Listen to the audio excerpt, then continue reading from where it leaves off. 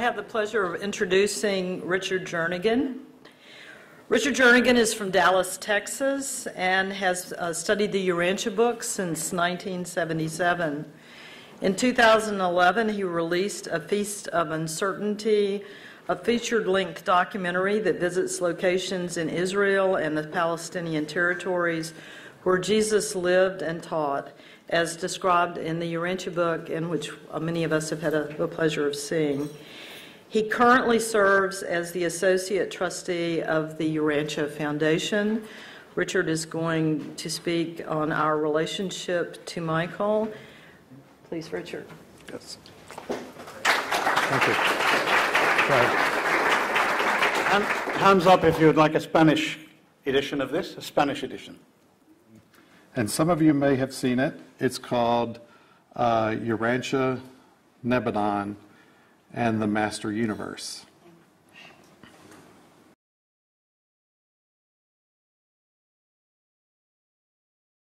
The Urantia book states at once, page 359, there are 3,840,101 inhabited planets currently in our local universe of Nebadon. So, how do we get our heads around that number? Let's pick a planet other than Urantia, one of those other 3,840,101 planets of our local universe, and represent it with a blue square. And let's do some math. Since our local universe is divided into 10,000 local systems, that means an average local system would have about 384 inhabited planets. So here's a thin bar made up of 383 blue squares, and we'll add this planet on the end of it to make a local system of 384 planets. We're going to rotate it around and place it with other rods representing local systems within our local universe. Now 100 local systems make up another subunit, a constellation. These gray bars each represent a constellation, and we have 100 of these constellations in our local universe. You may recall from the Urantia book that a fully complete local system would have 1,000 planets, so the height of these constellations are each 1,000 planets tall to give you an idea of the incompleteness of the systems of our local universe. In this illustration, the numbers of inhabited planets in each local system vary from about 200 to around 700 planets. Let's move on over to our local system, represented by this darker blue rod. Our local system has 619 worlds, and up here, represented by this green square, is our planet, number 606, Urantia. As we pull back, Urantia soon disappears in the 3,840,100 worlds of our local universe of Nebadon. Now, our local universe is part of another subunit, a minor sector, which contains 100 local universes such as ours. Our minor sector is called INSA and has 1 billion projected inhabited planets. And our minor sector is part of the next subunit, a major sector encompassing 100 minor sectors. Our major sector is called Splandon and has 10,000 local universes and 100 billion projected inhabited worlds. Splandon is major sector number 5 within the next subunit, our superuniverse of Urantia, consisting of 10 major sectors. Urantia has 100,000 local universes and a projected number of 1 trillion inhabited worlds. Our superuniverse is number 7 of 7 superuniverses, home to 700,000 local universes such as ours, containing a projected total of 7 trillion inhabited worlds. These 7 superuniverses orbit the central universe, the center of which is paradise, the divine residence of our universal Father, God of all creation. Going beyond the central and superuniverses are the 4 outer space levels, areas of future creation. Of course, nothing here is to scale.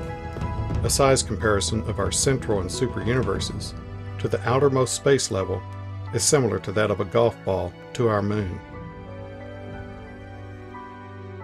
So let's head back to the grand universe, to our super universe, to our major sector, to our minor sector, to our local universe, to all our neighboring local systems, to Urantia, the planet where our Creator's Son, Michael, Jesus, chose to live his life as a mortal.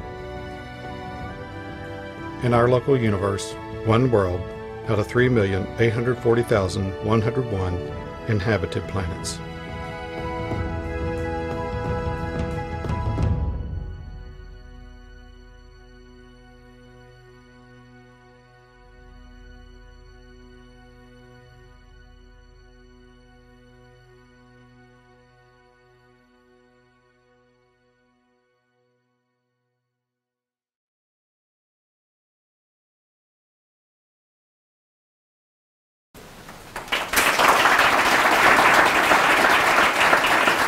Thank you. Thank you. It's overwhelming, certainly, and the genesis of this video really was, I was just curious what this number not only looked like, what it felt like. And those of us who may work in video or even any kind of graphics, I first decided, okay, I'm going to make a local universe. And so this whole rectangle represents 10 billion planets, 10 million planets, excuse me. And the blue is the how many planets we have so far. And then I went in a little closer, and there we have it. If you can possibly see, there's a green dot there. And we get very tiny, very quick. And the way I look at this, Ade said the other day, we have won the lottery. We have won the cosmic lottery because this is where Jesus came to live out his life. He had a choice of one planet for a bestowal mission, and he chose ours. We should relish living here. Every day we get to live on the very world where he lived. He was born, he learned, he taught, he loved, and he died and was resurrected. In fact, somehow, and this is a mystery to all of us, this is all watched by the other planets, this story of Jesus. And our world is the sentimental shrine of all Nebadon. But not only that, it is a great place of inspiration. Millions of inhabited worlds, tens of trillions of evolving creatures who may have been tempted to give up, have taken one more look at Jesus on the cross, and then have forged on ahead, inspired by the sight of God's laying down his life in devotion to the unselfish service of man.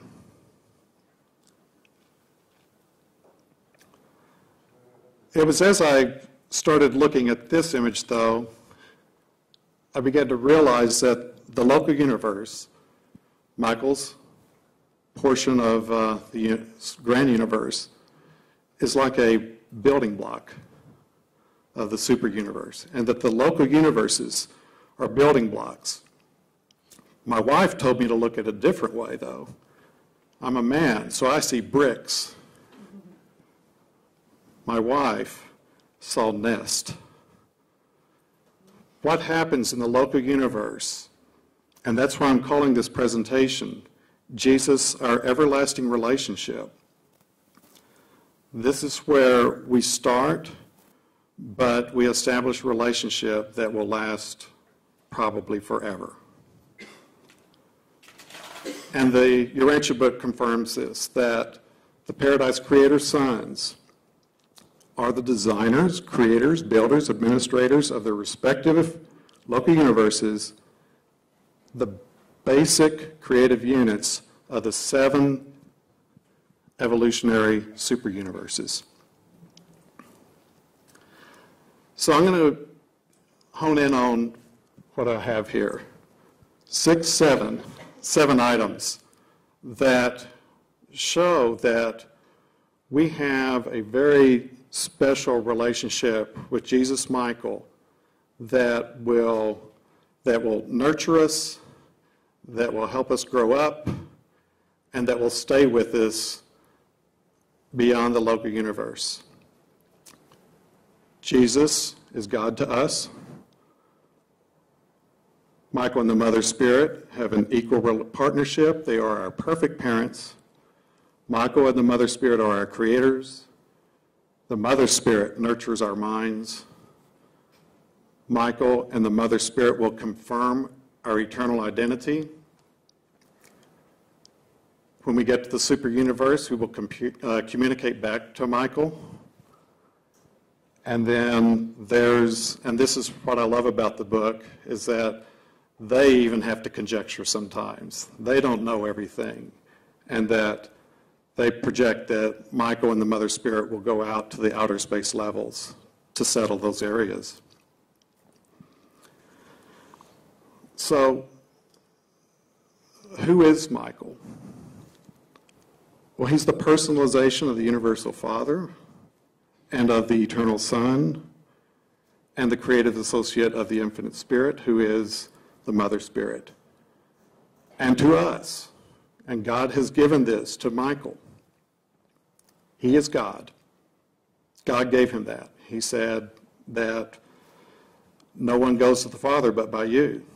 You are the person. You will be God to these people. And the Urantia book, of course, reveals this wonderful relationship of Michael and the Mother Spirit, who are our creator parents. And I want to go in on the Mother Spirit a little bit, because throughout history, we've, as humans, have had a yearning to access the feminine divine. We see it in mythology. We see it with the vast host of Hindu goddesses. In Catholicism, we see it in the veneration of Mary, in which she's almost given equal status with Jesus.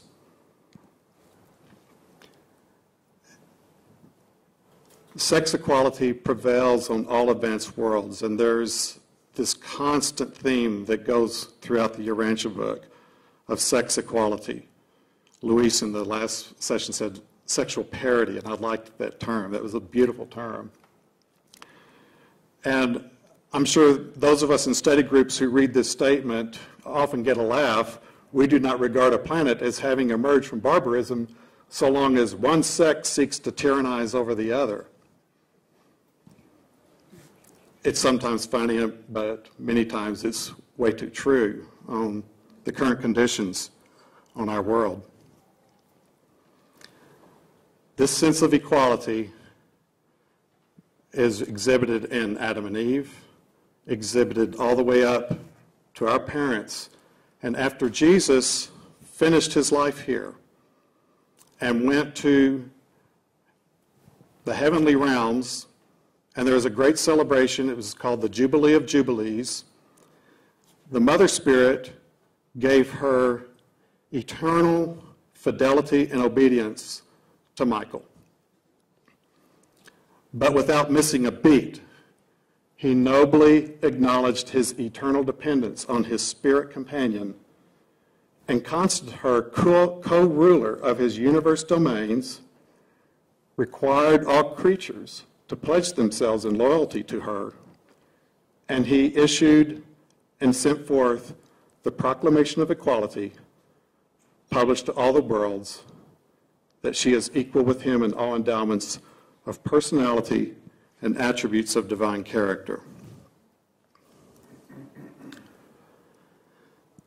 So these are our parents, and how have they parented us? There are a couple of places in the Urantia book that describes in fairly technical terms who we are. A physical mechanism consisting of the planetary modification of the Nebadon type of organism belonging to the electrical chemical order of activation. And it says that we are the Nebadon order of the Urantia series of the cosmic mind. And again, this gets repeated, that we have the Nebadon variant of the Urantia type of cosmic mind. And I think the main thing to really look at here is that this is all defined here in the local universe by our parents. And I love this term, Nebadon variant, because it's almost like we have a DNA here in the created in the local universe. And it almost seems like this is going to stay with us. This is going to kind of be our stamp as we go forth. I also want to mention this thing about cosmic mind, because that's a very heady subject, but I'll show you where we go with this. Because if you know, we all know a little bit about cosmic mind. Some of us probably know a lot, and I know David Glass is watching this, and he knows everything about that a human could know. But there are 7 master spirits. And if you remember what the master spirits are, they're the personalization of all the different possibilities that the Trinity implies. So you have God the Father, God the Son, God the Spirit, Son and Spirit. Help me here. Father and Spirit. Did I miss one? Father and Son. Yes. It all creates 7 master spirits, and these 7 master spirits combine to create a phenomenon called the cosmic mind. And what does that do? Well, the cosmic mind is how we are able to access directly science, philosophy, and religion. Basically, all knowledge. I think there are rare instances among humans where they get their learning not from a textbook or from a religious tradition, but they actually go into a higher realm. I would think that Einstein probably accessed the cosmic mind for his theory of relativity. It's possible that someone like Aristotle was actually accessing the cosmic mind when he developed his ideas. Or in religion, think about Moses or Isaiah or some of these individuals that have trailblazed our knowledge. Well, this is all ministered to us through the Mother Spirit. Possibly because if we tried to access cosmic mind directly, our heads would explode. The Mother Spirit, and think about the nesting instinct, she takes the cosmic mind and feeds it to us in a way that we can access it.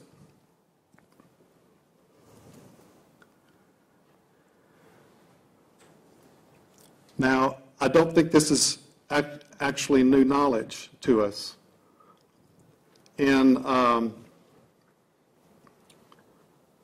Throughout the Old Testament, when wisdom is talked about, when the very word wisdom is used, it's not a thing, it's a person. It's not only a person, it's a female. And when the Old Testament got translated into Greek, it was Sophia. We know her, we get certain words from Sophia, like philosophy. And I don't think I have time to read it right now, right? We're getting late here. I would invite you to read Proverbs 8 and think about the Mother Spirit. It is absolutely incredible, because it starts talking about, I was there at the beginning of creation, and I helped in creation. I was the master worker. It is absolutely beautiful. It'll bring tears to your eyes.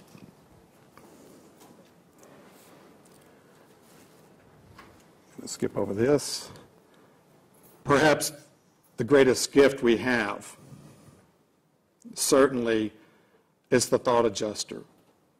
This is a wonderful, not only concept, but reality given to us through these teachings.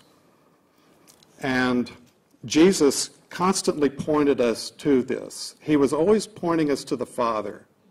Certainly he said, I am the Father in one, but he is always pointing us in the greater direction. And there are even times when he alluded to the Father within. You might think about when Jesus and Ganymede were with the two prostitutes, and he said there is an inner light within each of you.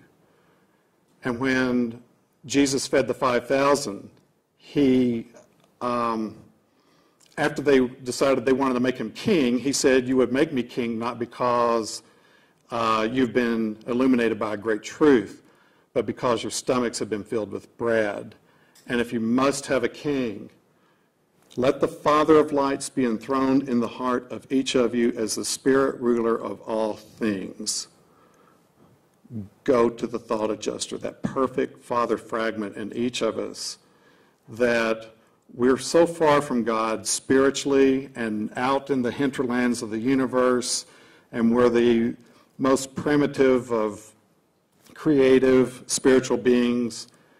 And so God, in order to compensate that, has given us that perfect spirit.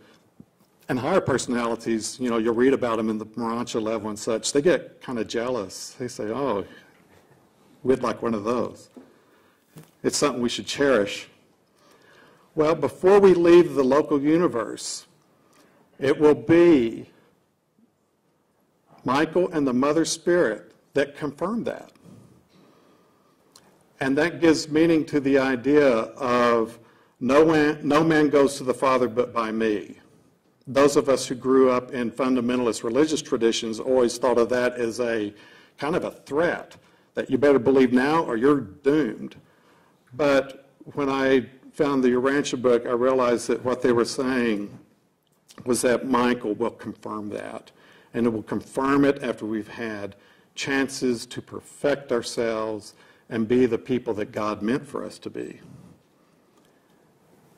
Not only that, but those who've been confirmed this way have never been known to go astray. Once you have that confirmation from the Michael and the Mother Spirit,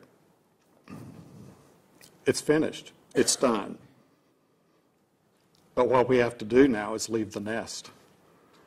And so you proceed from the local universe to the minor sector, major sector, super universe level, make that long transit to the central universe.